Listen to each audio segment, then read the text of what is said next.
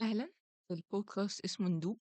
بتكلم في البودكاست عن علم النفس والفلسفة والأدب، سواء كتب سواء مقالات، أي حاجة ليها علاقة بعلم النفس والأدب والفلسفة بتكلم عنها في البودكاست من الآخر يعني. يلا بينا.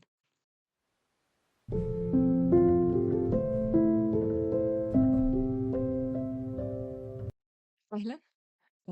النهاردة الكتاب اللي هتكلم عنه هو تحول فيلم وتحول مسلسل، بس أنا ما حبيتش المسلسل من وجهة نظري. والفيلم كان معقول بس الكتاب أغنى وأكثر ثراء وجمالا بصراحة. هتكلم عن لا تطفئ الشمس لإحسان عبد القدوس كاتبي المفضل.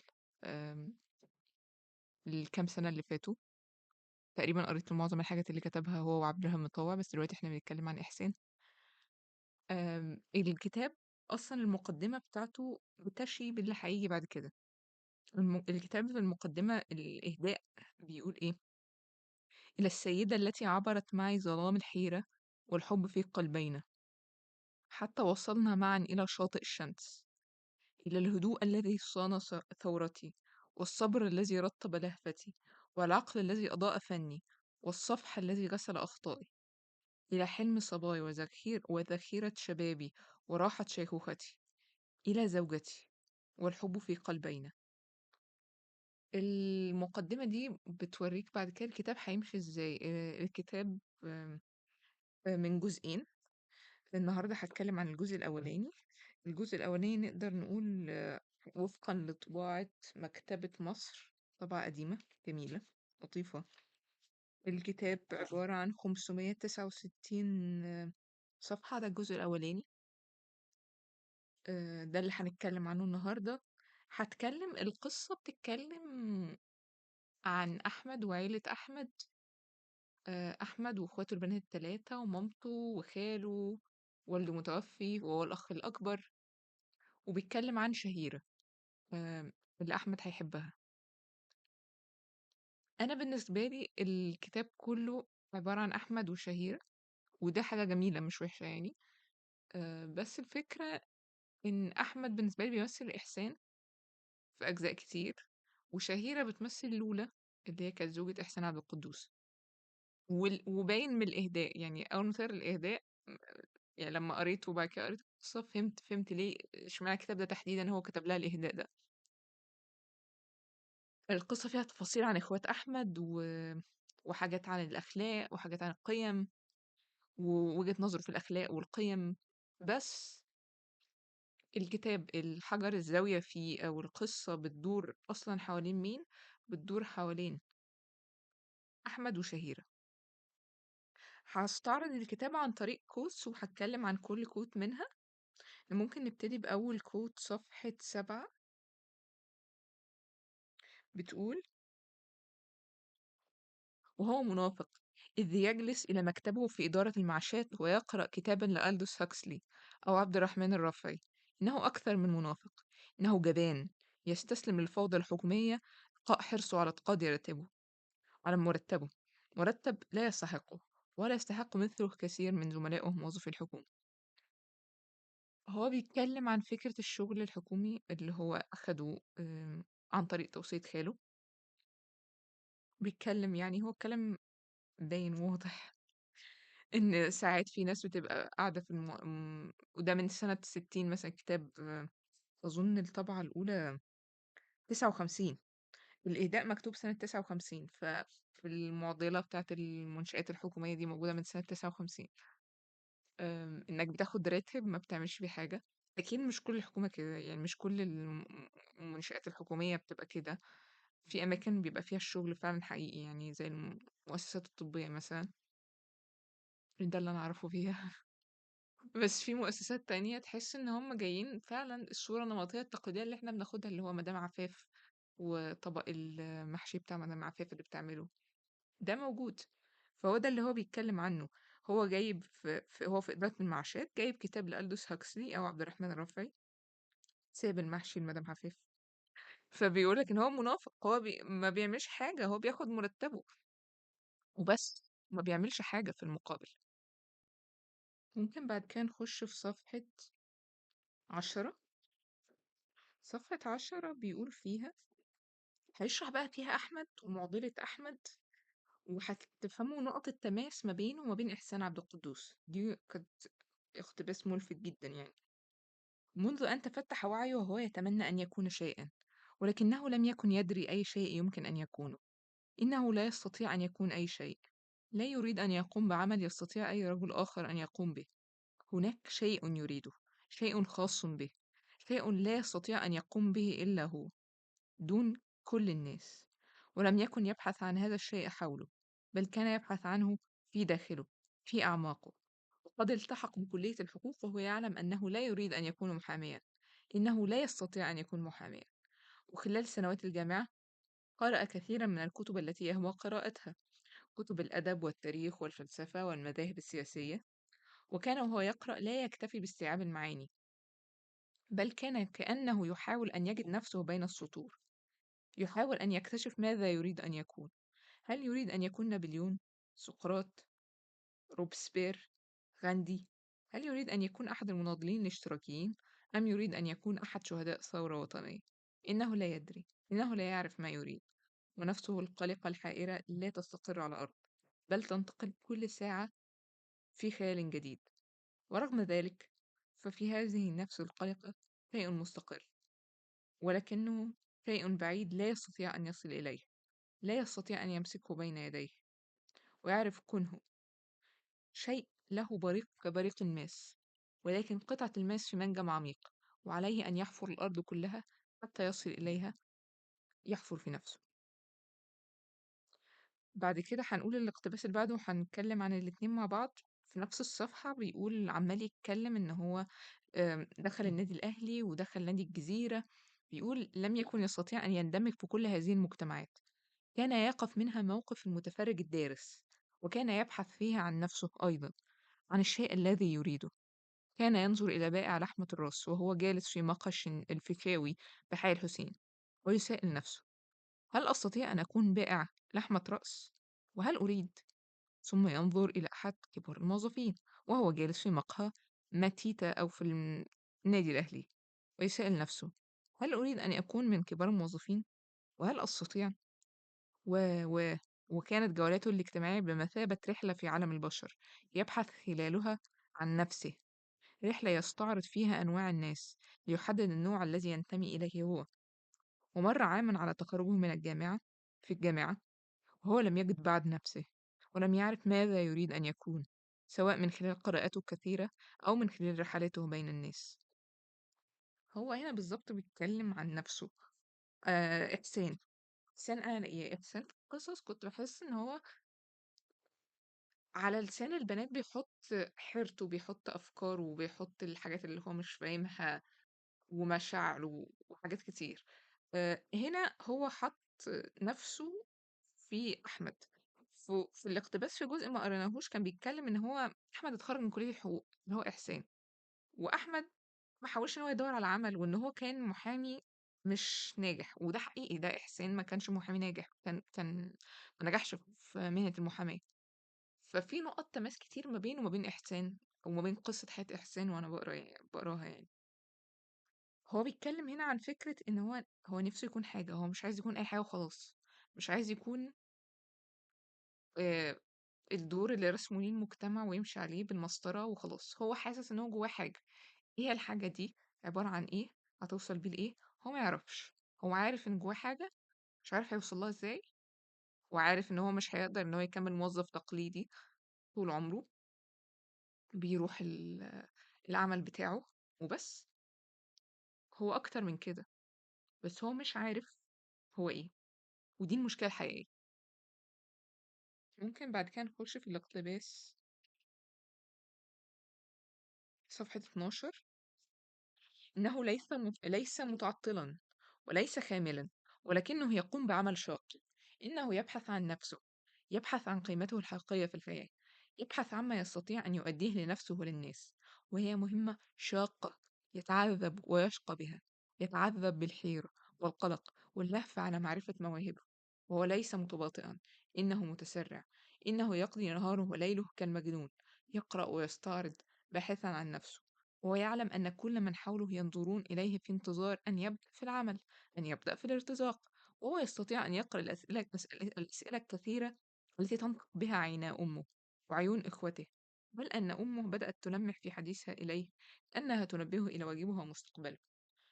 ثم ثم أصبح تلميحها تصريحا، وبدأت تحثه على أن يعمل، ولم يكن يهمها ماذا يعمل، فقط تريد أن تراه يعمل أي عمل.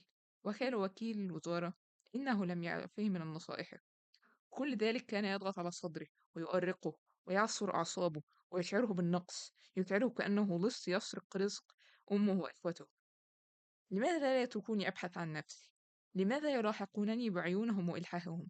ماذا يعود عليهم إذا قبلت أي عمل تافه من الأعمال التي تعرض على خريج كلية الحقوق؟ وكان هذا الصراخ لا يتجاوز صدره، إنه يكتمه في أعصابه ويتجاهل إلحاح العائلة عليه بأن يجد لنفسه عملا، أي عمل، فهو لن يقبل أي عمل. وهنا احنا ابتدينا القصة إن هو بيشتغل في مكان حكومي، هو بيحكي بقى هو إزاي عمل نفسه إن هو يعني أو ضغط على نفسه إن هو يشتغل في الآخر يعني.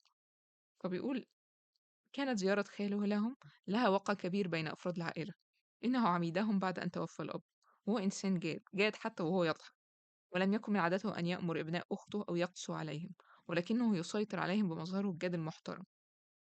وكان يسأل يعني في جزء عملت له سكيب وبعد كده أحمد بيسأل نفسه: كان أحمد يحترمه ويحبه وكان يضعه دائما موضع دراسته، كان يحاول أن يدرس طباعه وعقليته، يدرس طباعه وعقلية خاله يعني. كان يسأل نفسه دائما: هل يستطيع أن يكون كخاله؟ وكان يعتقد أن خاله إنسان سعيد. كان يخيل إليه أن هذا الكرش الضخم وهذا اللغد الذي يتدلى من تحت رقبته إنما يخفيان كنزا من السعادة.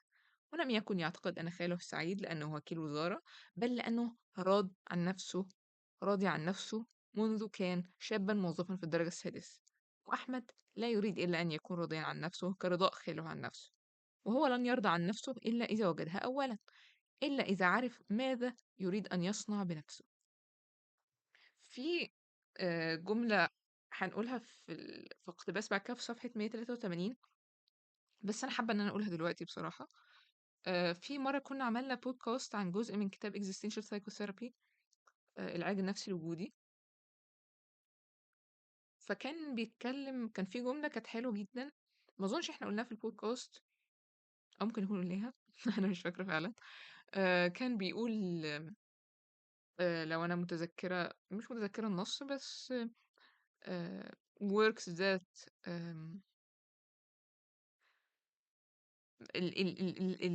الشغل اللي هو بيوفر مال كتير generate dissatisfaction لو هو بلا معنى، زي شغل المخازن، زي شغل المصانع. انا فاهمه ان في ناس بتكون مضطره للشغل ده، انا ما بقولش الناس اللي هو اتركوا اعمالكم واهربوا في الشوارع، بس لو عندك القدره ان انت تختار تشتغل كهربائي ولا تشتغل عامل في مصنع بتركب قطعة واحدة في ماشين في آلة كبيرة، وكل شغلك ان انت تفضل تحط القطع الصغيرة، لا انا رأيي ان انت تشتغل كهربائي احسن.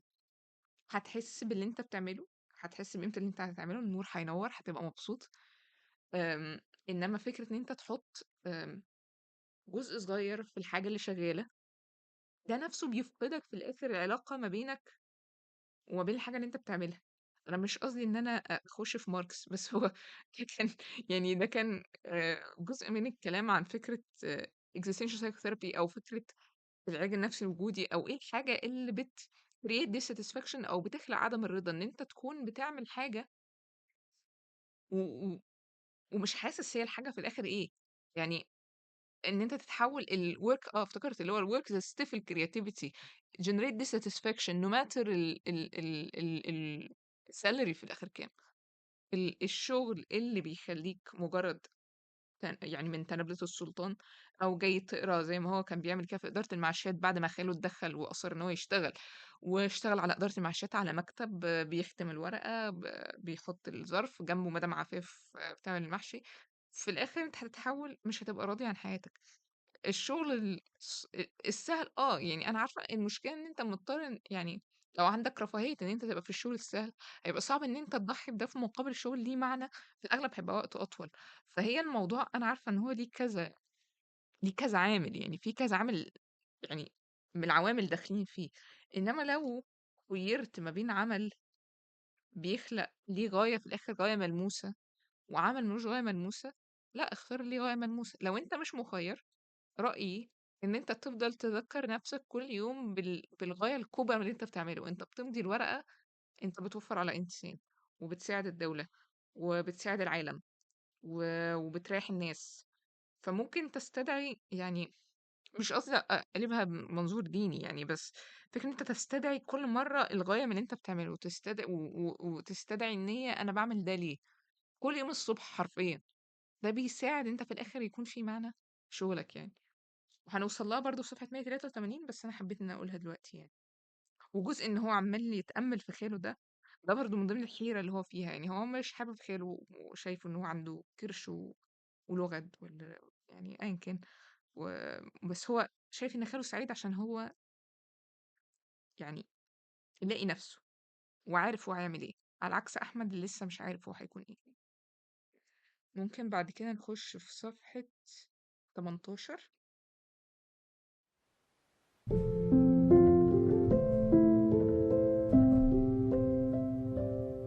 صفحة 18 بيقول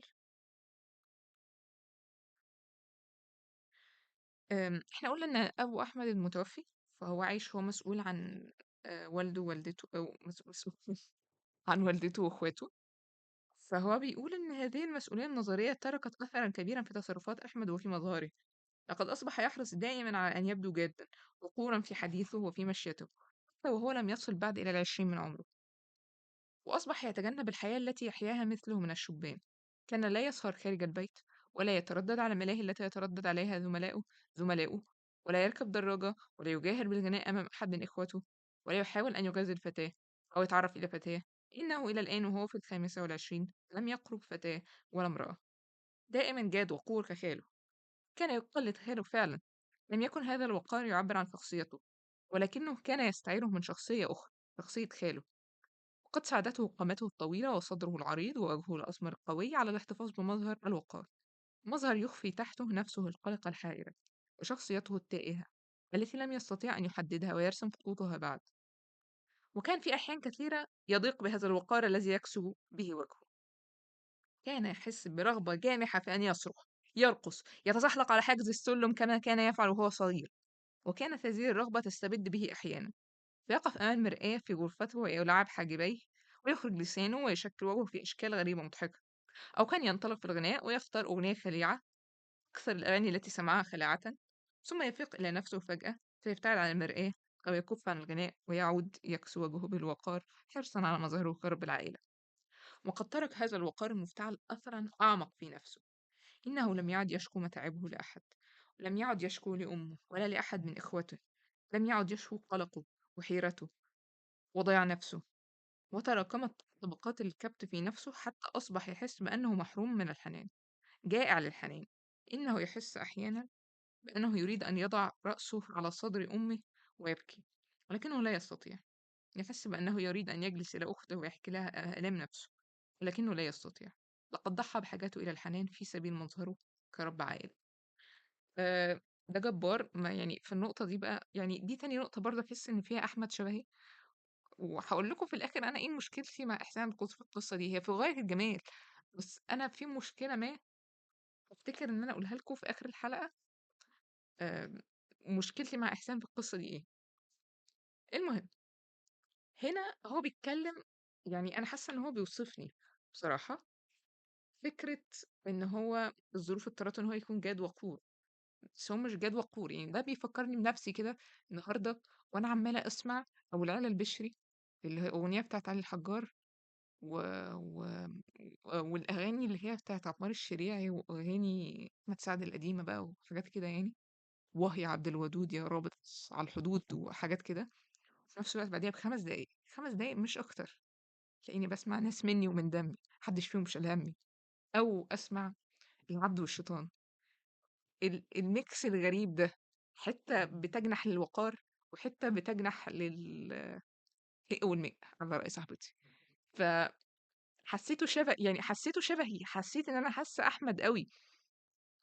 أم، ومش هاطوّل في حيرتكم يعني، هاقول لكم أنا إيه الشِبه اللي بيني وبين أحمد عشان برضه ما تفضلوش محتارين، عشان أنا كمان ما انساش على آخر الpodcast يعني.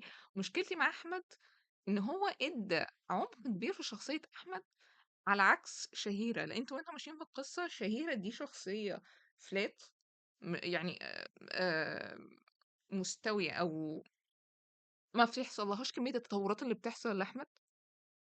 آمم هي شخصية هي كويسة وجميلة وكل حاجة، وهو بيوصف لولا الملاك اللي هو اتجوزها كإحسان، عنده حق، عنده حق، وأنا باحب لولا مراته من غير ما أشوفها وأنا عارفة يعني باحبها وباحب شهيرة وكل حاجة. بس مش حاسة إن شخصية شهيرة هي مولودة عاقلة، هي مولودة واصلة للصح، هي مولودة بتساعد أحمد. ده ضد طبائع العموم بالنسبة لي، مش بشخصيتها بتنمو، على عكس أحمد الحائر اللي بيدوّر. المشكلة التانية إن هو حاصر التطور وحاصر يعني الحد اللي عايز إن هو يوصل ودايمًا ما تنقذه امرأة، طب ليه ما يكونش العكس؟ يمكن أنا قريت كتير لإحسان وعارفة إن هو بيحط على لسان بطلاته حاجات كتير جميلة، وبيحط مشاعر كتير وقلق وأسئلة وجودية وحاجات جميلة أوي بالنسبة لي. بس أنا لو كانت القصة دي كانت عن شهيرة وأحمد مش أحمد وشهيرة، هتكون أحلى. مش عشان أنا feminist، هو أنا feminist بس مش عشان دي المشكلة، هي المشكلة إنه في ناس زي أحمد اللي هو أنا ومش حاسين نفسهم في القصة. يعني أنا كان نفسي إن أنت تحكي عن قصة حياتي أنا وأنا التايهة، وهل في حد هيكون يعني زي شهيرة بس راجل، يعني أكون أنا الست ويكون اللي زي شهيرة الراجل يعني نعكس الأدوار، وتكون شهيرة بتنمو في شخصيتها ويكون أحمد بينمو في شخصيته كمان. شهيرة طول القصة ما بتنموش، ما عندهاش نمو خالص. شهيرة ثابتة، شهيرة عاقلة دايما، شهيرة بتنقذ أحمد دايما. شهيرة ما مش محتاجة نمو، مش محتاجة تطور في شخصيتها، ودي مشكلة. أنا كنت عايزة يبقى في شهيرة اللي بتتطور وأحمد اللي بيتطور، حتى لو في الآخر بطل القصة فضل أحمد الراجل زي ما هو، بس كنت ألاقي تطورات في شخصية شهير. ده هتحسوه واحنا بنقرا برضو، وهو عمال يحكي عن كذا مرة شهيرة بتنقذه فيه، كذا مرة شهيرة بتلحقه فيه، كذا مرة شهيرة بتتقبله فيه، التقبل اللا مشروط ده.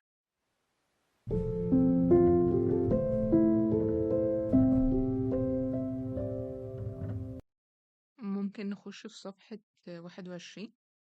بيقول: وكان يسير نحو لا شيء، ولعله كان يبحث عن شيء، إنه طول حياته يبحث عن شيء، وفي عقله مناقشات لا تنتهي، وأسئلة لا يستطيع أن يجيب عليها، وأحاسيس لا يستطيع أن يفسرها.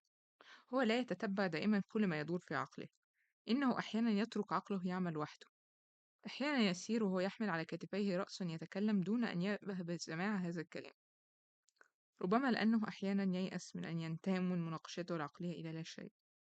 ده برضه وصف للبؤس اللي جواه وإن هو مش عايز يوصل، إن هو عايز يوصل بس مش عارف يوصل. آه، فدي كانت لطيفة جدا يعني. بعد كده ممكن ننقل على صفحة 26. بيقول: قد أقنعته قراءته الكثيرة بأن الحياة فيها أنواع كثيرة من المجتمعات وأنواع كثيرة من التقاليد، وليس هناك مجتمع خير ومجتمع شر، بل الخير والشر في كل مجتمع، سواء في المجتمع المحافظ أو في المجتمع المتحرر. وليس هناك تقاليد صحيحة وتقاليد خاطئة، ولكن الصحيح والخطأ في كل تقليد. إن الرقص فيه الصحيح والخطأ، وعدم الرقص فيه الصحيح والخطأ أيضا.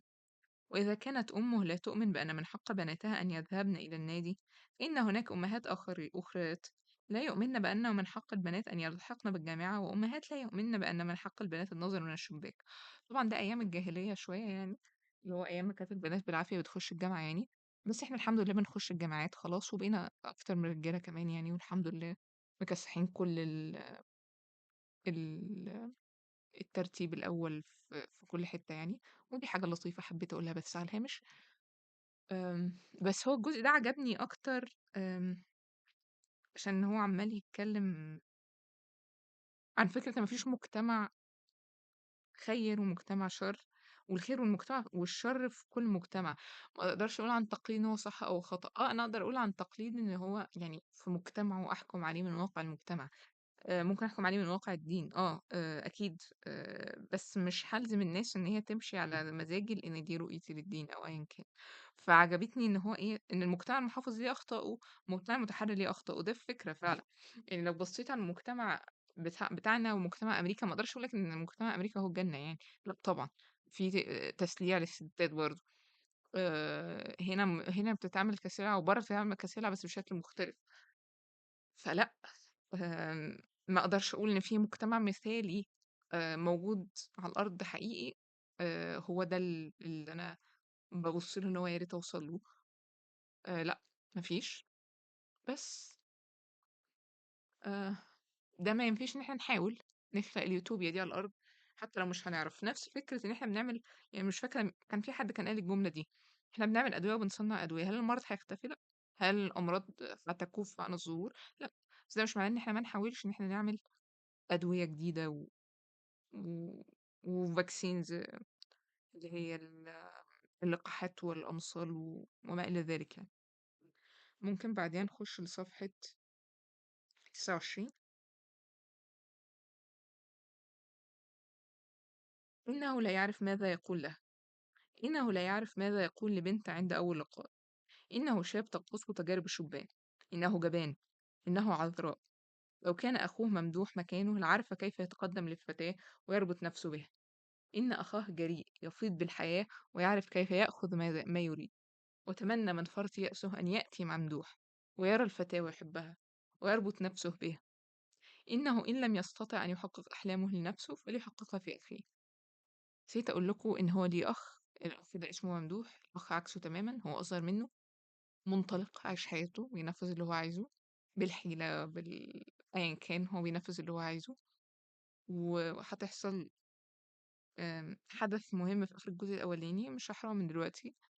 بس أيًا كان، على الأقل ممدوح ده عايش حياته زي ما هو عايز، على عكس أحمد اللي بيعاني من كل الضغوطات اللي هو بيخلقها حوالين نفسه، علاوةً على الضغوط اللي من برّه. ممكن نبتدي نخش في صفحة 30.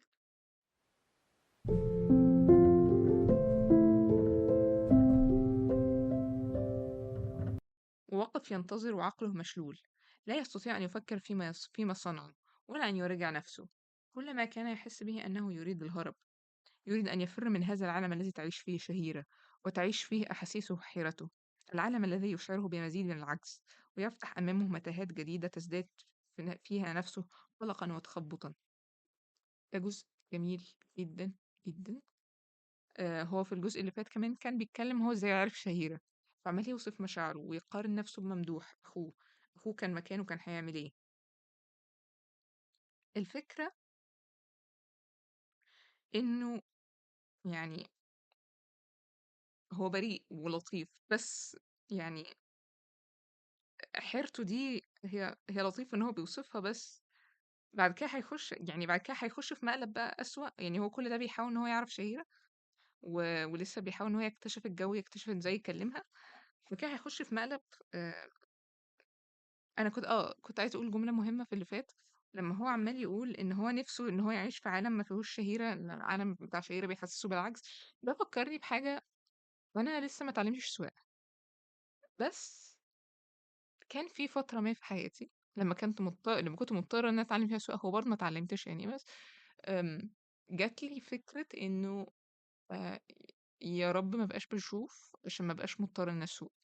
فدي نفس الفكرة اللي هو بيقولها، اللي هو يا ريت أعيش في عالم ما فيهوش شهيرة عشان ما اواجهش كمية العجز ده.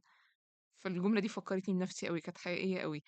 كمية المشاعر اللي بيوصّلها لك إحسان عبد القدوس جبارة، جبارة بجد يعني. المهم اللي هيحصل بعد كده هاحكيه، مش لازم نقول الquote يعني. هيشوف أخت من إخواته نبيلة، في إيديها إيد ولد وهي ماشية على الكورنيش. فهو يعني ما كانش عارف، عمّال طَب أنا شُفتها، طَب يا ريتني ما كنت شُفتها، بس هو شافها، مش عارف يعمل إيه. فضل مستخبي في العربية، يا رب ما تكون شافتني. ما كانش عارف يعمل إيه، عشان هو يختبئ من نَفْسه، يختبئ من مسؤولية جديدة أُلقيت على عاتقه.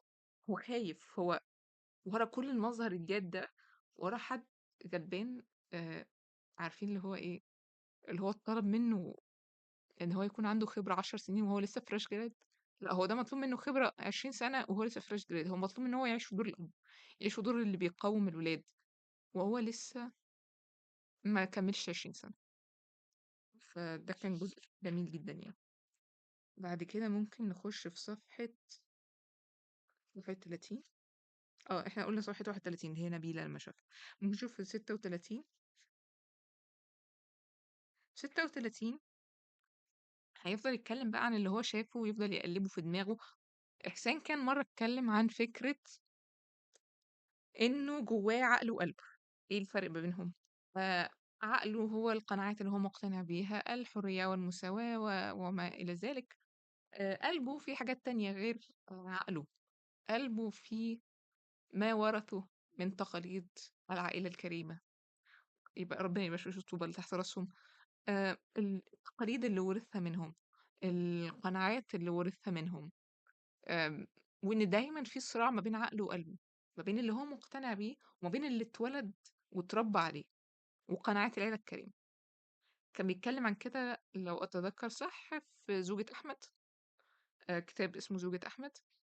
آمم، هو في الجزء ده هيقول الجملة دي.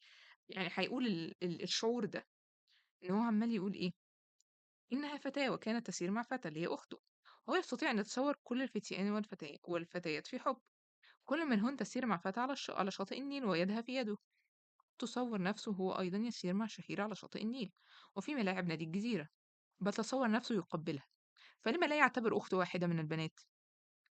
لماذا لم يضرب بخلده أبدا أن واحدة من إخوته يمكن أن تحب، ويمكن أن تختلس مع حبيبها فرصا يسيران فيها على شاطئ النيل؟ لماذا يصر كل أخ على تجاهل هذه الحقيقة؟ لماذا يصر على ما أن يأخذه من شقيقات الناس لا يمكن أن يأخذه أحد من شقيقاته؟ لماذا يمنح كل البنات حق الحب وحق الشباب؟ لماذا يمنح كل البنات حق الحب وحق الشباب وحق الجنس ويحرم أخوته من هذا الحق؟ الواقع أن أخته واحدة كبقية البنات، ولكنه عاش طوال حياته يتجاهل هذا الواقع. كل الإخوة يتجاهلونه ويخفونه تحت ركام التقاليد الموروثة والكرامة الشرقية الكاذبة، ولكنه الآن لا يستطيع تجاهل هذا الواقع. قد قفز الواقع فوق الركام وفوق التقاليد الوهمية التي يلف فيها كل أخ أخته، لا ليحمي أخته، بل يحمي نفسه، ليحمي إحساسه الشرقي البدائية من أن تجرح. إنه لا يستطيع الآن تجاهل الواقع، لأنه رآه بعينيه. وقد كان يفضل ألا يراه حتى لا يحمل مسؤولية، وحتى يظل محتفظا بهدوء نفسه. يفضل ألا يراه حتى لو عاش طول عمره في الأسطورة التي يعيش فيها كل أخ، أسطورة أن إخوته البنات لسن ككل البنات. دي جملة يعني الفقرة دي ما فيش تعليق، يعني فعلا ما فيش تعليق. هو بيوصف اللي جواه بالظبط بالظبط. يعني احنا عندنا فكرة الكلمة الشائعة اللي بتوصف ده السكيزوفرينيا أو شيزوفرينيا يعني. بس الفكرة بس إن علميا الشيزوفرينيا مش معناها شخصيتين. آه، الحاجة اللي فيها كذا شخصية اسمها dissociative identity disorder أو دي أي دي أو مش فاكرة الترجمة بتاعتها بصراحة. بس اضطراب الشخصية التفارقي تقريبا لو أنا متذكرة صح. بس ده اللي بيوصف يعني إيه حد ليه كذا شخصية. طيب، ليه في كذا شخصية في التعامل مع الستات؟ ليه لما أنت تيجي أنت تعرف حد تبقى ما تتخيلهاش إن هي ممكن تكون يعني أختك نفسها ممكن تعرف حد ومش دي بنت ودي بنت يعني عادي يعني. ف... فيعني أيا كان مش هعلق بس عشان إيه، كفاية نكتفي بهذا القدر. ون... ونأيده في المضبطة يعني. المهم ممكن نخش في صفحة 40. 40 وقفز أحمد من فوق السرير وأخذ يروح ويغدو في حجرته ويدق الأرض بقدميه دقات قوية، كأنه يحاول أن يقتل شيئا يسعى بين قدميه. إنه لا يستطيع أن يكون كأبيه ولا يستطيع أن يكون كخاله. إن في عقله جانبا متمردا، جانبا يؤمن بأن أخته كبقية البنات ومن حقها أن تحب، ومن حقها أن تختار من تحبه وأن تسير معه على شاطئ النيل ويدها في يده. ورغم ذلك فعقلية أبيه وعقلية خاله تختلطان بهذا الجانب من عقله، لأن في رأسه 3 عقول لا يدري أيها يستعين به في إدارة قراراته اتخذ قراره. أن في نفسه 3 شخصيات لا يدري أي واحدة منها يتركها تتصرف. هو في الآخر هيقول لها بس ما اشوفكيش مع راجل تاني كده، وهيشد عليها شويتين يعني. بس يعني مش اختار في الآخر ان هو يكون زي ابوه يعني. اه ان هو مش هيسمع السيرة دي تاني ومش هيشوف. فمش عايز اشوفك تاني ومش عايز اشوفك معاه تاني ومش عايز اشوفك خالص، هو قالها كده نصا يعني. فبيقول في الآخر: لقد هرب من المشكلة، تخلى عن أخته، لم يبدي لها رأيا، لم يمد لها يدا، لم يعنها ولم ينقذها، لقد هرب لأنه لا يستطيع إلا الهروب.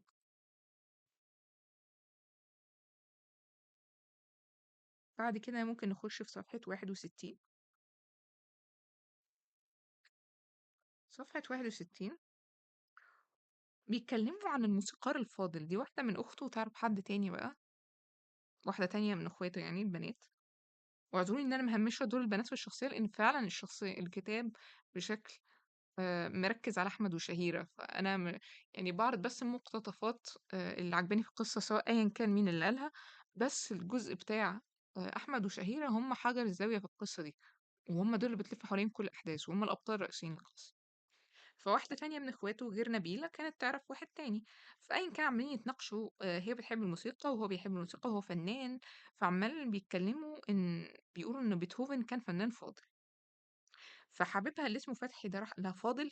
يعني ايه فاضل؟ قرر الفاضل ده يبقى شكله ايه؟ شوف الفضيلة يعني ايه؟ يعني استقرار، استقرار القلب والروح. معناها ان الواحد يبقى عارف سكته فين، يبقى شايف الطريق اللي ماشي فيه. فضيلة مش معناها ان الانسان يبقى طيب وصادق، انما معناها ان الانسان يستقر، يهدأ.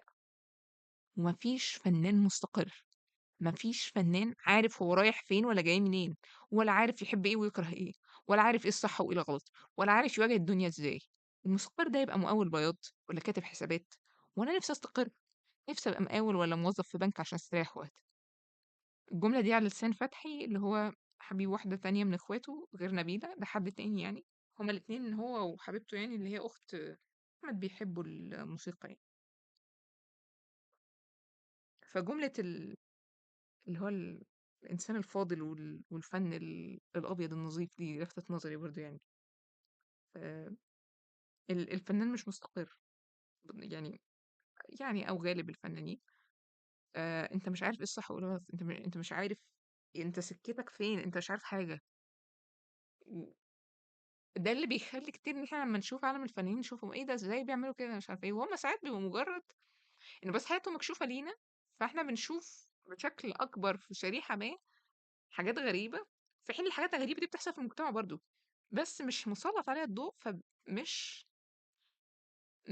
مش بنقول ان ده بيحصل للكل يعني. لو وجهة نظري واضحة يعني، انه مثلا بيتطلقوا كتير الفنانين مثلا. طيب اوكي، ما هي نسبة الطلاق في مصر عموما عالية، ونسبة الطلاق يعني في مصر اقدر اجزم يعني، مش هقول في العالم، بس نسبة الطلاق في مصر عالية. فليه بقول دول هم دول مش مستقرين ومش عارفة ايه؟ طيب يعني ما احنا كده برضو. فهي الفكرة، بس هم اللي زيادة عنهم فكرة عدم الاستقرار دي. عموما إحنا يعني كأي حد في م- مبدع بيبقى عنده نقطة عدم الاستقرار دي في الأغلب يعني، ما عدا نجيب محفوظ. ما عدا نجيب محفوظ، ده شخص مستقر مولود كده بكم يعني، باستقرار غريب مريب جدا بالنسبة لي. أنا بحب نجيب أكيد، وهو شخص لطيف وكل حاجة، بس هو مش كاتبي المفضل مهما حبيت له حاجات. بس هو مستقر بشكل مخيف بالنسبة لي، وعارف هو عايز يعمل ايه بشكل مخيف بالنسبة لي. فده نوع آخر من الفنانين مش عارفة أفهمه، مش عارفة أحسه، حتى لو بحب حاجات ليه. بس مش عارفة أبقى في تماس معاه يعني، أو أتلقى معاه في نقط شخصية في حياته يعني، بصراحة يعني. مش هخش في نجيب، احنا دلوقتي بنتكلم في إحسان، فخلينا في إحسان. ممكن أبقى أعمل حلقة عن كتاب، أكتر كتاب بحبه نجيب، أولاد حارتنا. ممكن أبقى أعمل عنه حلقة برضو، آه، ممكن نبقى نتكلم فيها. المهم نخش في صفحة 86.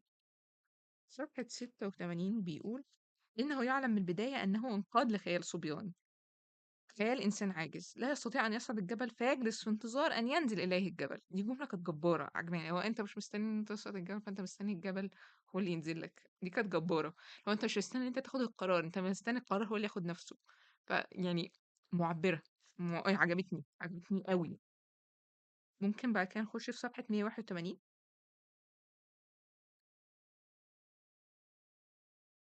181 بيقول: خرج أحمد من البيت. هعمل إيديت في الكلام، هنخش بعد كده بعديها بسطرين: وإحساس ثقيل يكثم على صدره ويكاد يكتم أنفاسه، إحساس بالفشل، إنه إنسان فاشل. قد قضى الليل كله يحاول أن يهرب من هذا الإحساس. لم يحاول أن ينكره، ولكنه فقط حاول أن يهرب منه، ولم يستطع. كان يخيل إليه أن الليل بحر من الفشل وهو غارق فيه، وكان يحاول أن يبحث عن أسباب فشله. لماذا هو فاشل؟ إنه إنسان مثقف ويحمل ليسانس الحقوق، وهو ذكي. إنه لا يستطيع أن يتهم نفسه بالغباء، فهو يعرف أنه ذكي. ثم هو ميسور الحال، فلماذا يفشل؟ وجاب نفسه كما أجابها من قبل عشرات المرات. إن سر فشله أنه لم يجد بعد نفسه، لم يعرف ماذا يريد وماذا يستطيع. إن الإنسان الناجح هو الإنسان الذي يعرف ماذا يريد وماذا يستطيع. لا يكفي أن يريد، بل يجب أيضا أن يستطيع. النجار الناجح يصبح إنسانا فاشلا لو أراد أن يكون سمكريا، لأنه لا يستطيع أن يكون سمكريا. والزعيم الناجح يصبح إنسانا فاشلا لو اضطرته الظروف أن يصبح مديرا لبنك مصر، لأنه لا يريد أن يكون مديرا لبنك. والذكاء والثقافة والشهادة والفلوس ليست هي النجاح، ليست هدفا، إنها وسيلة. إنها كلها أدوات لإعداد النفس للنجاح. إنها الآلة التي تسن عليها السكين، ولكنها ليست السكين نفسها. السكين هي النفس، فيجب أن يجد السكين، ثم يجب أن يعرف ماذا يريد أن يستعمل فيها هذه السكين وكيف يستعملها. ولكنه لم يجد السكين، وهو يحس أنه يلقي ثقافته وشهادته وذكاؤه في دولاب. نعم، إنه مجرد دولاب. هذا الرأس الكبير وهذا الصدر العريض وهذه القامة الطويلة، كل هذا ليس سوى دولاب يختزن فيه ثقافته وذكاؤه وأحاسيسه وأفكاره. وفي ركن مهمل منه يقبع لصنص الحروف. متى يصبح هذا الدولاب آلة متحركة، آلة منتجة، آلة لها صوت، لها دوية؟ استعرض أحمد طوال الليل فشله. لقد فشل كأخ كبير ورب عائلة صغير. فشل لأنه لا يدري ماذا يريد من إخوته، ولا ماذا يستطيع أن يقدمه لهم. لا يدري ما هي المبادئ التي يبني عليها كيان عائلته. الصفحة اللي بعدها بيقول إن العمل الذي يريده هو العمل الذي يؤمن به. لو وجد العمل الذي يؤمن به لأصبح إنسانا ناجحا. فهو لن يؤمن بشيء إلا إذا فهمه، وإذا فهم شيئا أجاده ونجح فيه. ومعظم موظفي الدولة أفراد فاشلون، لأنهم لا يؤمنون بالعمل الذي يقومون به، ولا يحاولون فهمه، وبالتالي لا يجيدونه ولا يحاولون الابتكار فيه والتقدم فيه.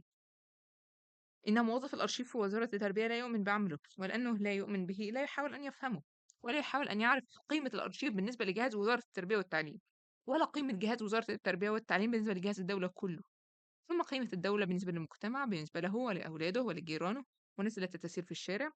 ولو عرف قيمة كل ذلك لعرف قيمة العمل الذي يؤديه. لعرف أن الأرشيف هو خلية نشطة في جسم الدولة تمدها بالغذاء والتجارب وتقيها العثرات. ولا عارف بالتالي قيمة نفسه. لا عارف أنه ليس مجرد مسمار مطبوخ في جدار خرابة، ولكنه مسمار في آلة ضخمة تدور وتنتج، وأنه مسمار له عقل يجب أن ينتج ويبتكر ويتقدم. الكلام ده احنا كنا اتكلمنا فيه في الاقتباس اللي فات، فهي شرح نفسه. بعد كده ممكن نخش في صفحة 185. لا، 186. 186 بلاش 185. 185 بيتكلم إن في جدران، إن إحنا عايشين ورا جدران، وإن إحنا بنخبي نفسنا في جدران، بنخبي مشاعرنا في جدران. فده ملخص 185 يعني. 186 بيقول: المقياس ليس هو سرعة الخطو، إن هناك خطوات سريعة أصحابها فاشلون وخطوات بطيئة أصحابها ناجحون. دي جملة حلوة جدا. بعد كده بيقول في 197 بيقول: فشل في الوظيفة وفشل في النادي وفشل في البيت وفشل في داخل نفسه، فأين يذهب؟ أين يهرب من هذا الفشل؟ لمكان الفشل في كل مكان. دي كانت حلوة جدا جدا برضو. عمال هو فشل مع شهيرة، حصل مشكلة مع شهيرة فحس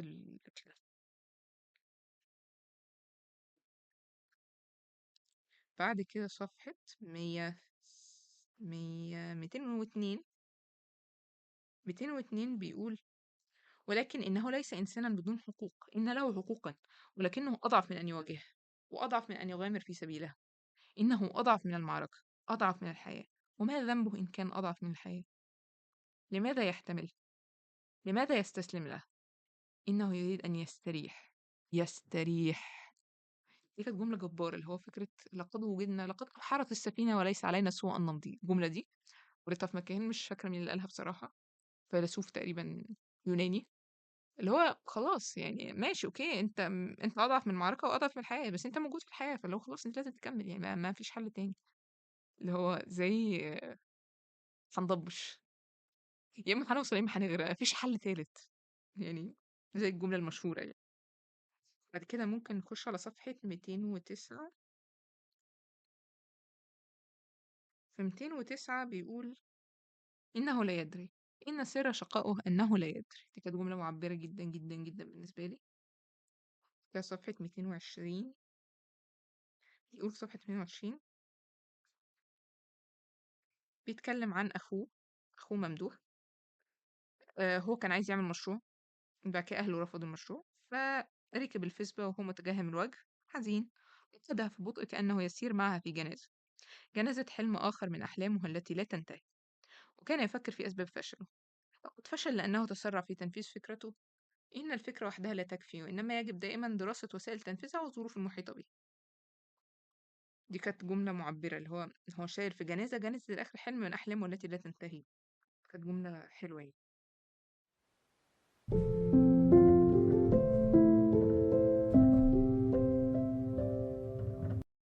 ولم يقف أمام المرآة طويلة.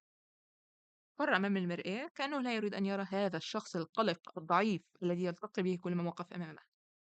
كانت جملة قاتلة طبعا. بعد كده صفحة 261 بيقول: حاولت أن تجمع بين فتحي ودراسة الموسيقى، ولعل الفن حبيب غيور لا يقبل أن يزاحم حب آخر. ولكن لماذا يستطيع فتحي أن يجمع بينها وبين فنه؟ دي واحدة من إخوات أحمد اللي هي كانت بتحب الراجل الموسيقي ده اللي هو فتحي، اللي هو قال لها على ساعة بيتهوفن والفاضل وإزاي نقول على الفنان إن هو فاضل والكلام اللي إحنا اتكلمنا فيه. لماذا يستطيع فتحي أن يجمع بينها وبين فنها؟ بل إن حبه لها كان وقودا لفنه، فارتفع فنه بحبها، لمع، أصبح أكثر حساسية وأكثر تعبيرا. فلماذا لم يكن حبها هي أيضا دافعا لفنها؟ حبه يعني ممكن بعد كده آخر 3 اقتباسات. صفحة 443 دي بقى جبارة. شهيرة بتقول لأحمد: أنت ما بتصعبش عليا يا أحمد، أنا بحبك.